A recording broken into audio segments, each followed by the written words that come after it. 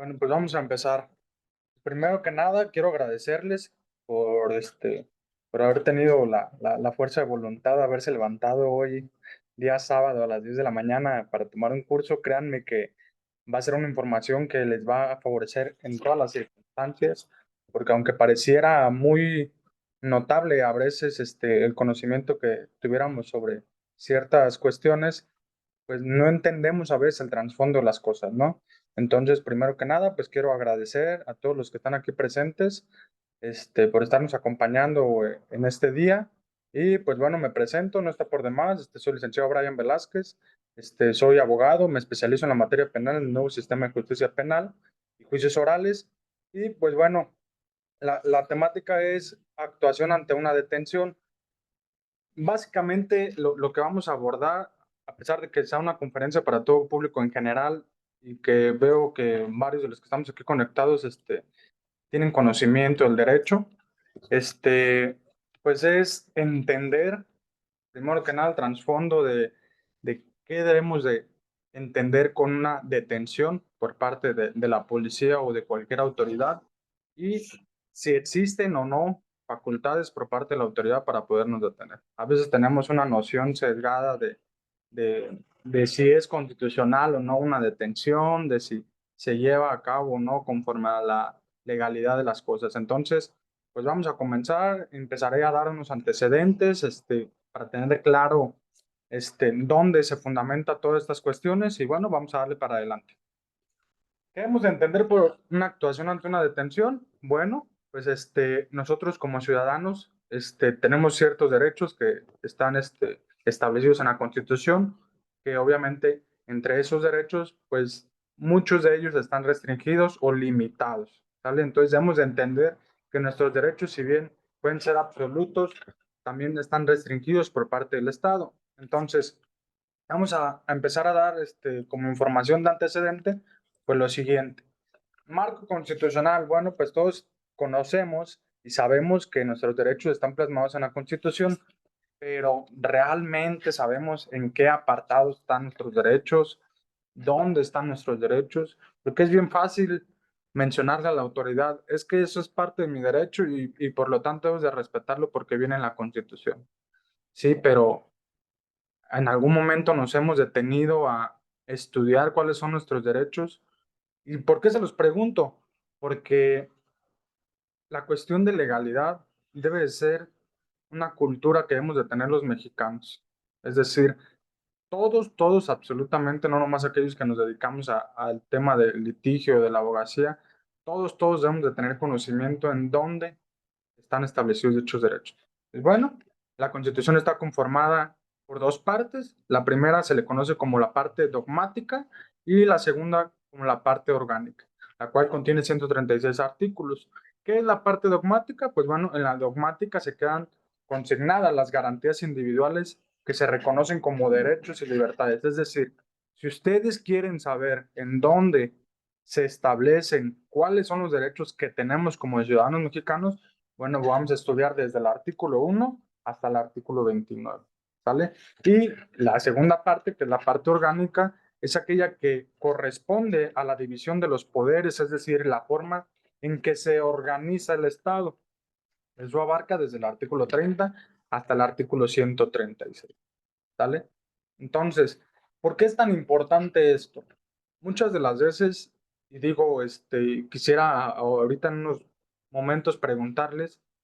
Hemos visto inclusive situaciones donde mucha gente, por desconocimiento, dice que ante una detención siempre hay que argumentar lo que establece el artículo 14 y el artículo 16 de la Constitución. Pero, ¿estarán acaso en lo correcto al debatir esa circunstancia? Bueno, pues vamos a verlo a continuación. En el marco constitucional hay artículos específicamente que hablan sobre la materia penal. ¿Y por qué me remito a la materia penal? Bueno, porque una detención por parte de una autoridad tiene implicaciones en una rama del derecho conocida como materia penal. Pero entonces vamos a conocer en algún extracto pequeño lo que dice cada artículo, o al menos los más importantes desde mi perspectiva, respecto a los derechos establecidos en el artículo. ¿sale? Ahora bien, primero constitucional. ¿Qué dice el artículo primero constitucional? Bueno, pues establece que todas las personas gozarán de los derechos que están establecidos en la Constitución y que las autoridades, es decir, el Estado mexicano, debe de respetarlas. Sin embargo, bajo ciertas condiciones, era lo que les venía diciendo. Hay derechos que pueden ser restringidos por parte del Estado. ¿Cuáles son nuestros derechos? Bueno, pues el derecho a la salud, el derecho a la educación, el derecho a la libertad, entre otros tantos. Y ahora bien, ¿por qué mucha gente refiere que una vez que nos detiene la policía o cualquier otra autoridad, hay que manifestar que nos está vulnerando el artículo 14 y el artículo 16 de la Constitución? Bueno, pues el artículo 14 establece que ninguna ley se dará efecto retroactivo en perjuicio de una persona, por lo cual no podrá ser privado de la libertad o de sus propiedades o derechos, sino mediante un juicio seguido ante tribunales previamente establecidos. ¿Qué dice el artículo 16? Que nadie puede ser molestado en su persona, familia, domicilio, papeles, sino en virtud de un mandamiento escrito por una autoridad competente. Es decir, tenemos el error de pensar que si la autoridad nos detiene forzosamente debe existir un mandamiento judicial o forzosamente tenemos que estar pasando por un proceso judicial, ¿no? Entonces creemos que esa detención pues es ilegal o mucha la gente decía por ahí una palabra que es errónea de decir es anticonstitucional esa detención. No, no es anticonstitucional. No, esa ni siquiera es una figura que pueda establecerse. ¿Por qué?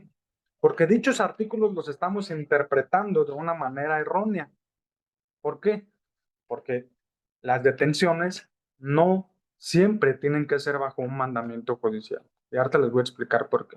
Pero bueno, seguimos insistiendo. El artículo 19 dice que ninguna detención ante la autoridad puede exceder de 72 horas, que el juez ordenará ciertas circunstancias. Si nosotros como personas comunes y corrientes hacemos lectura de estos artículos, vamos a llegar a la conclusión de que para todas las detenciones debe existir un mandamiento judicial. Es decir, siempre debe estar el juez al pendiente de todas las detenciones. Y también eso es una información errónea, que hemos tenido una interpretación errónea de las mismas. El artículo 20, bueno, el artículo 20 establece el proceso penal y el artículo 21 dice que la investigación de los delitos corresponde al Ministerio Público y a las policías, las cuales actuarán, perdón, bajo la conducción de este y en ejercicio del mismo. Entonces decimos, ¿por qué si el día de mañana me detiene la policía, acaso la gente del Ministerio Público ya tiene conocimiento de dicha detención? No, no la tiene. Y no por eso es ilegal. No, por eso no es constitucional dicha detención. ¿Y esto por qué? Como manera de antecedente, a partir de la reforma constitucional del 2008 en materia de seguridad, la policía, es decir, todas las autoridades, hablando de policía estatal, municipal, tránsito, pasan a ejercer una función que se le denomina prevención del delito. ¿Esto qué indica? Que las policías deben de estar bajo el cuidado de la ciudadanía para prevenir el delito, es decir, no para descubrirlo, sino para prevenirlo. Es decir, la función de estas autoridades es mantener el cuidado de la ciudadanía para prevenir los delitos. ¿Por qué? Porque anteriormente la policía, ¿qué era lo que hacía? Detenía a una persona y después investigaba si dicha persona o no estaba cometiendo un delito. Era un sistema muy equivocado porque existía un principio que se le llamaba principio de presunción de culpabilidad, es decir, a ti te vamos a tratar como culpable hasta que no se demuestre lo contrario. Y pues obviamente, bajo esa premisa, pues se vulneraban infinidad de derechos fundamentales, ¿no? Ahora con esta reforma existe un principio denominado presunción de inocencia. Por eso las autoridades están para prevenir el delito, ¿vale? Autoridades policiales única y exclusivamente, ¿sale? ¿Por qué? Porque bajo esa temática es la única forma en la que se pueden empezar a garantizar y respetar derechos de toda la ciudadanía. Entonces yo les pregunto aquí, ¿Los retenes acaso son constitucionales? ¿Los retenes que vemos a las salidas de la ciudad, serán acaso constitucionales? ¿Quién puede ayudarnos a contestar? A ver, licenciado Marco, ¿acaso los retenes son constitucionales?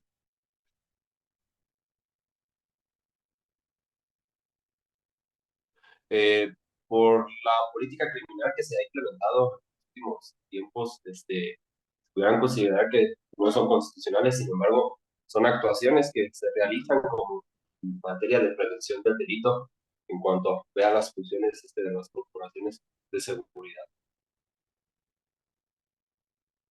Exactamente. ¿Alguien más que nos pudiera contestar? A ver, Cristi, ¿tú qué consideras? ¿Los retenes son constitucionales? ¿Son legales o no? Desde tu punto de vista, aquí todos venimos a participar y a preguntar, porque precisamente la charla es ello, es entender el trasfondo de todo. ¿Consideras que son constitucionales los retenes? Pues sí, porque mientras no se vulneren los derechos de las personas, realmente es una acción preventiva, no están haciendo ninguna detención forzada o haciendo como llevándolo más allá a una persona que no tiene pues presunción de algún delito, no sé. Exactamente. Entonces, sí, efectivamente los retenes sí son constitucionales, sí son legales. ¿Por qué? Porque lo que están realizando las policías es prevenir el delito. ¿Y cómo se les conoce a los retenes? Se les conoce como controles provisionales preventivos. La ciudadanía, todos consideran que los retenes son ilegales y que solo están ahí para robar. Pues bueno, en algunos casos se da, pero efectivamente están bajo una figura que sí es constitucional y que sí está dentro de las facultades que tienen las policías para poder prevenir el delito. Por lo tanto, la próxima vez que veamos un retén, pues bueno, entendemos que debemos de entender que efectivamente sí tienen ellos la facultad de poner dicho retén, ¿vale? Ahora bien, si bien existen varios parámetros que regulan el comportamiento y las facultades de los policías, el Código Nacional de Procedimientos Penales, en su artículo 132, establece cuáles son las obligaciones de los mismos.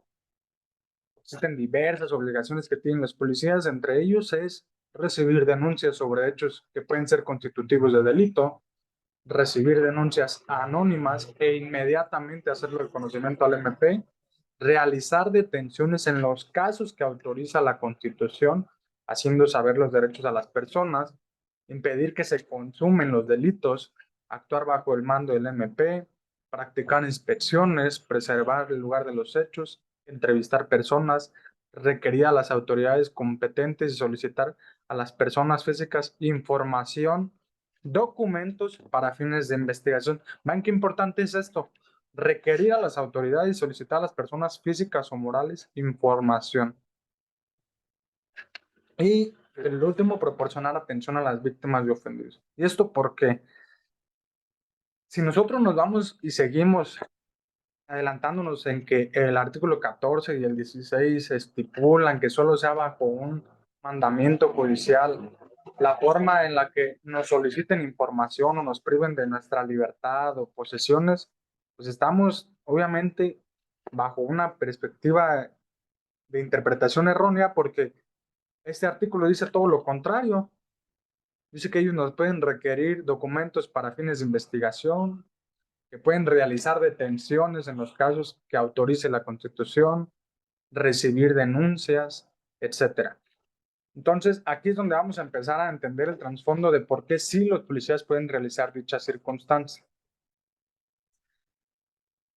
Hay tres formas de detener de acuerdo a lo establecido por la Constitución. La primera es mediante una orden de aprehensión. ¿Esto qué quiere decir? Que el agente del Ministerio Público, una vez que tiene conocimiento de un delito, le solicita a un juez especializado, un juez de control, una orden de aprehensión. ¿Para qué? Para detener a una persona. Por lo tanto, una orden de aprehensión pues es un mandamiento judicial y así lo estipula la Constitución. O sea, mientras existe un mandamiento judicial por parte de un juez, pues tú me puedes detener, ¿sale? Pero hay otra forma de detención que es la que considero que es importante que tengamos el conocimiento, que es las detenciones en flagrancia. ¿Qué es la flagrancia? Pues en palabras más sencillas es cuando se está cometiendo un delito por parte de alguien, ¿ok? Momento exacto en el que una persona está cometiendo un delito o posteriormente de haberlo cometido. ¿Por qué? Porque cuando las autoridades que están encargadas de prevenir un delito o inclusive cualquier ciudadano al tener conocimiento de lo mismo, la función que nosotros podemos ejercer es detener a esa persona. ¿Por qué? Porque no nos vamos a ir con la autoridad hasta que emita una resolución, hasta que emita una autorización para poder detener a una persona. ¿Por qué? Porque el delito está ahí, el delito es flagrante, el delito se está viendo. Si no lo detenemos ahorita, probablemente se pueda dar a la fuga. Por lo tanto, las policías ante ese supuesto pueden detener a cualquier persona sin necesidad de que exista un mandamiento judicial. ¿Por qué? Porque están previniendo el delito. ¿Ok? Esa es la circunstancia por la cual los policías pueden realizar inspecciones de persona, pueden realizar inspección de vehículos o inclusive al momento de, de detener a una persona, pueden efectivamente decir, ¿saben qué? Estamos ante una detención legal porque estamos previniendo el delito. Entonces, los policías sí tienen la facultad, sin necesidad de un mandamiento judicial, de poder revisar a una persona. ¿Por qué? Porque el artículo 251 del Código Nacional estipula actuaciones en la investigación que no requieren autorización previa del juez de control. Van a ser los siguientes actos y entre ellos dicen inspección al lugar del hecho, inspección a un lugar distinto del lugar del hecho, la inspección de personas, la revisión corporal, la inspección de vehículos, levantamientos de cadáver, aportación de comunicación entre particulares, reconocimientos de personas. Todas estas circunstancias las puede hacer el policía sin necesidad de que un juez le dé la autorización. Entonces, ya bajo este conocimiento, nos preguntamos entonces de qué nos sirve el artículo 14, de qué nos sirve el artículo 19, de qué nos sirve el artículo 16, si estos artículos del Código Nacional estipulan completamente cuestiones diferentes. Bueno, aquí les voy a dar un tip. Si el día de mañana a ustedes,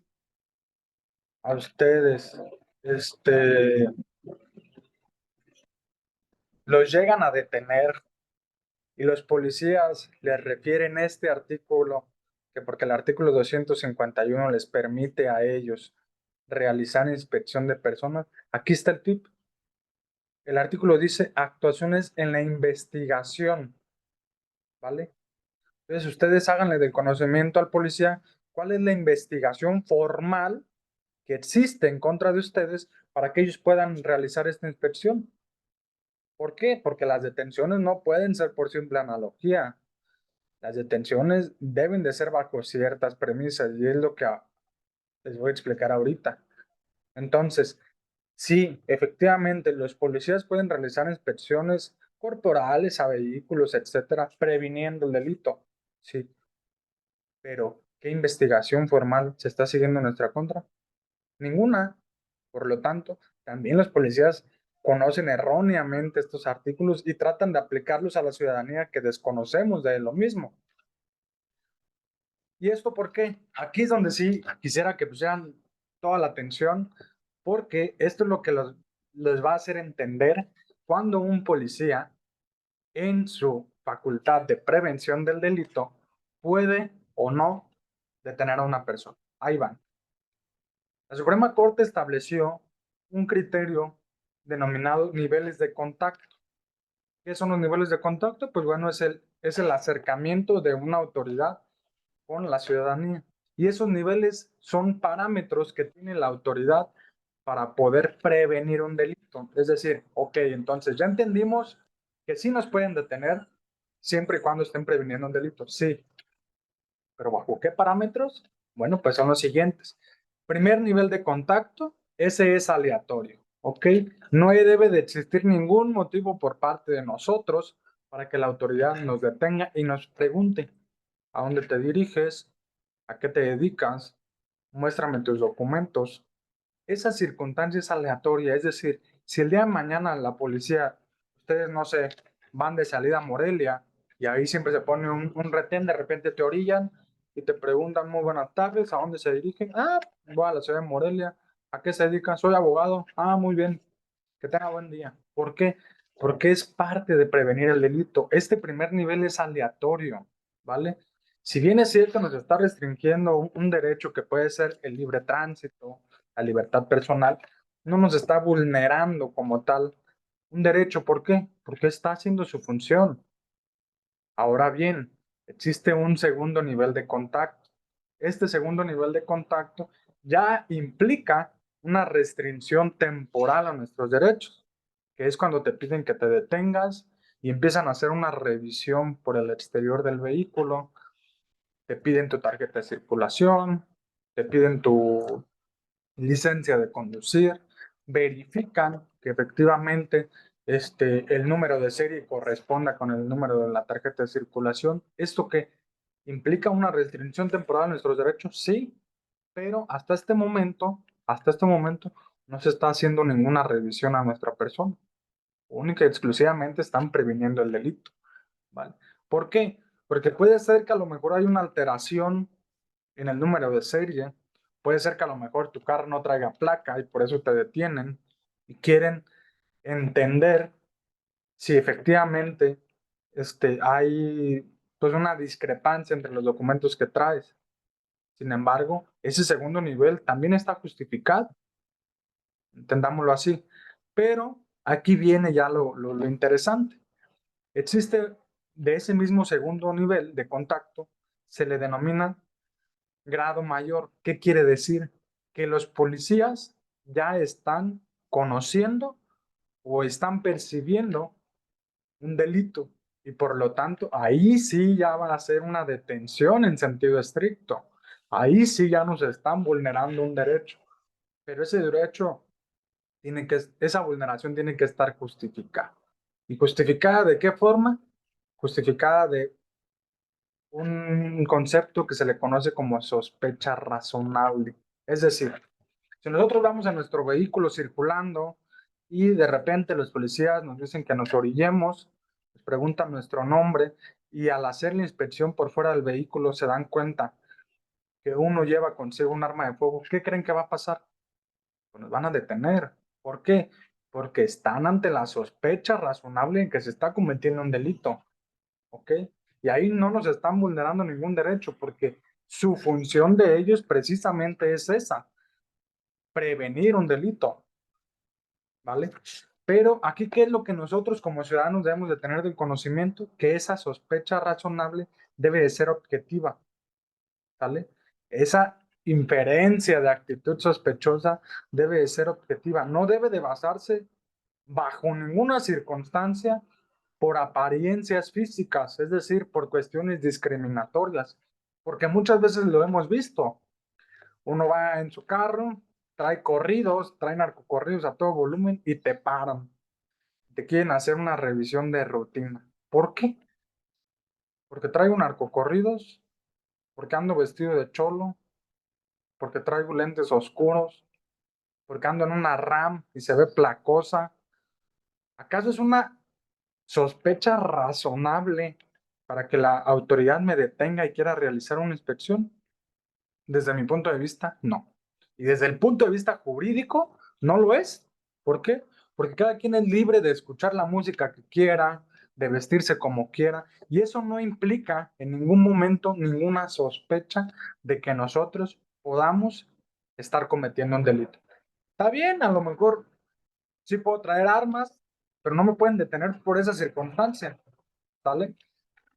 Este, Les voy a pasar por ahí al grupo de WhatsApp el siguiente link, porque ya me está marcando la aplicación que quedan pocos minutos ya para seguir dando la presentación. Lamentablemente solo nos dan 40 minutos por sesión. Entonces, para seguir continuando, si quieren, no sé, dar ir al baño, tomar agua, lo que consideren, y nos estamos conectando en un minuto, pero quiero que analicen esa circunstancia. ¿cuál sería la sospecha razonable? Porque yo creo que a todos nos han detenido en más de alguna ocasión. ¿Y por qué? Pues únicamente refieren ellos que porque es una revisión de rutina. Ande cabrón. Está interesante, ¿no? Pues sí, están previniendo el delito, pero me van a inspeccionar a mi persona y a mi vehículo porque es una revisión de rutina. No. Ahí es donde nosotros como ciudadanos tenemos que empezar a poner un alto a esas circunstancias porque tenemos que ir generando una cultura de legalidad. No existe ninguna sospecha razonable para que él quiera inspeccionar a mi persona, ¿ok? Debe estar justificado y la autoridad tiene la obligación de justificarnos por qué es esa detención, ¿vale? Bueno, si nos detienen, nos dicen a dónde vamos, pues hay que contestarlo. ¿Por qué? Porque ya sabemos que cabe dentro del primer nivel de contacto. Que si revisan el vehículo alrededor, bueno, no hay problema. Ya entendemos que cabe dentro del segundo nivel de contacto. ¿Ok? Y que ellos están haciendo su chamba. Está bien, ustedes no se bajen. Pero que si quieren hacerles una inspección a su persona, deben de pedirles que nos justifique por qué quiere realizar esa inspección. Porque de otra forma, esa inspección no es legal. Ellos no están facultados para, por simple analogía o por cuestiones discriminatorias, realizar una inspección a nuestra persona. ¿Vale? Entonces, les voy mandando el link y nos vamos conectando. ¿Vale?